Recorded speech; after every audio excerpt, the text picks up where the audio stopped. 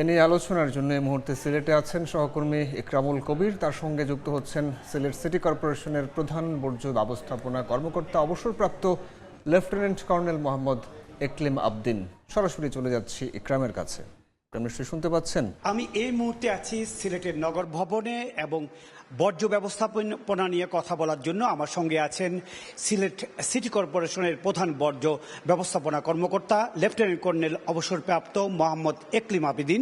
জনাব আবিদিন, আপনাকে ধন্যবাদ জানাচ্ছি এবং কৃতজ্ঞতা জানাচ্ছি আমাকে সময় দেওয়ার জন্য। আপনি একটু বলবেন যে সিলেট নগরী বর্জ্য ব্যবস্থাপনা নিয়ে আপনাদের পরিকল্পনাটা একটু শোনাবেন। জি ধন্যবাদ। আপনার মাধ্যমে সময় টেলিভিশনের দর্শক শ্রোতা যারা আছেন সবাইকে আমার শুভেচ্ছা। আসলে সিলেটের যে আমাদের যে মূল দুটো চ্যালেঞ্জ, একটা হচ্ছে 53টি ছড়া এবং যে খাল এবং এর সংশ্লিষ্ট যে জলাবদ্ধতা বা জলমগ্নতা হয় বর্ষাকালে, সেটা আমাদের একটা মূল চ্যালেঞ্জ। আর দ্বিতীয় যেটা চ্যালেঞ্জ অলরেডি আপনার টেলিভিশন নিউজে কভার করেছেন, যে আমরা শতভাগ বর্জ্য এখন পর্যন্ত কালেক্ট করতে পারছি না। তো এটা নিয়ে হচ্ছে আমাদের মূল দুইটা চ্যালেঞ্জ নিয়ে আমরা এখন আসলে কাজ করছি। সেক্ষেত্রে যেটা হচ্ছে কি, আপনাদের যে নতুন 15টি ওয়ার্ড, সেই 15টি ওয়ার্ডে কোনো বর্জ্য ব্যবস্থাপনার আওতায় আনা হয়নি। এর কারণটা কি এবং কবে নাগাদ এই 15টি ওয়ার্ড বর্জ্য ব্যবস্থাপনার আওতায় আসবে? আপনারা জানেন যে এই 15টা ওয়ার্ড গত 2 বছর আগে বা 2.5 বছর আগে এই সিটি কর্পোরেশনের আওতায় আসছে এবং আমাদের যে পুরাতন যে লজিস্টিক যে ইনফ্রাস্ট্রাকচার সেগুলো দিয়ে আমরা এখনও চালাচ্ছি। বর্তমানে যে ওখান থেকে ময়লা আনছি না ব্যাপারটা তা না, বা শতভাগ তাদেরকে আওতায় আনতে পারিনি। এটার মূলত দুটো কারণ। একটা হচ্ছে ওই সকল নতুন ওয়ার্ডে এখন পর্যন্ত রোড নেটওয়ার্ক ওভাবে গড়ে ওঠেনি এবং শতভাগ ভ্যানের আওতায় আমরা আনতে পারিনি।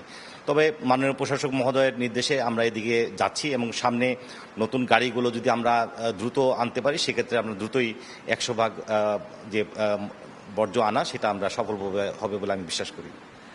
আপনারা প্রায় সময় অভিযোগ করে থাকেন নগরের বিভিন্ন জায়গায় বাসাবাড়ির ময়লা বা বড় বড় ময়লাগুলো নর্দমায় ফেলে দেয় এবং ছড়ায় ফেলে দেয়। এই কারণে জলাবদ্ধতা সৃষ্টি হয়, বন্যার আশঙ্কা দেখা দেয় এবং নানা কারণ।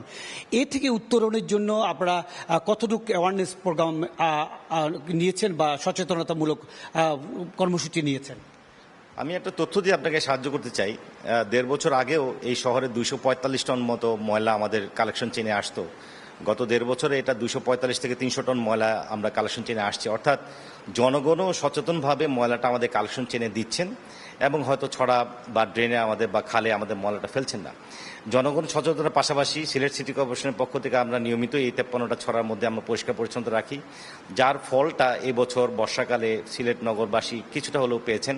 কোথাও আমাদের জানা মতে সেভাবে জলাবদ্ধতা বা জলমগ্নতা হয়েছে বলে আমাদের চোখে পড়েনি। এই যে আপনাদের বিভিন্ন পরিকল্পনা আছে, জৈব সার কিংবা ওই যে বিভিন্ন প্লান্ট, এগুলো হলে কতভাগ বর্জ্য মোটামুটি সম্প্রসারণ করা সম্ভব হবে এবং কাজে লাগানো যাবে বা সম্পদে পরিণত করা যাবে? আপনি জানেন যে সরকারের একটা পলিসি হচ্ছে জিরো ওয়েস্ট পলিসি। সেই পলিসির দিক থেকেই সিলেট সিটি কর্পোরেশন এগোচ্ছে। মাননীয় প্রশাসক মহোদয় বেশ কয়েকজনের সাথে কথাও বলেছেন, আমিও ছিলাম মিটিংয়ে। ওয়েস্ট টু এনার্জি নিয়েও কাজ করছি, একটা ফিজিবিলিটি স্টাডি কীভাবে সমীক্ষা করা যায় সেটা নিয়েও কাজ চলছে। কিছুদিন আগে আমাদের মাননীয় প্রতিমন্ত্রী মহোদয় এসেছিলেন, উনিও আমাদের এমআরএফ প্ল্যান্টটা দেখে এসছেন, যেখানে আমাদের বর্জ্যটা সেগ্রিগেশন করা হয় এবং এই এমআরএফ প্ল্যান্টটা যাতে আরও বেশি এফিসিয়েন্টলি কাজ করতে পারে সেজন্য আমরা বায়ো ড্রাইং প্ল্যান্টও করছি। অবশিষ্ট যেটা হবে, এই যদি পুরো প্রস্তাবনা যদি প্রপোজালটা যদি পাস হয় এবং যদি এক্সিকিউট করা যায় আগামী 1.5-2 বছরের মধ্যে, আমি আশা করি যেই বর্জ্যটা আমরা প্ল্যান্টের মাধ্যমে দিব, এখান থেকে হয়তো 8% খুব বেশি হয়তো ডাম্পিং করতে হবে, বাকিটা আমরা প্রসেস করতে পারবো। ধন্যবাদ। শুনছিলেন আমরা সিলেটের সিটি কর্পোরেশনের বর্জ্য ব্যবস্থাপনা কথা বলছিলাম। সিলেট সিটি কর্পোরেশনের প্রধান বর্জ্য ব্যবস্থাপনা কর্মকর্তা লেফটেন্যান্ট কর্নেল মোহাম্মদ একলিম আবিদিনের সাথে মোটামুটি এই ছিল সবশেষ।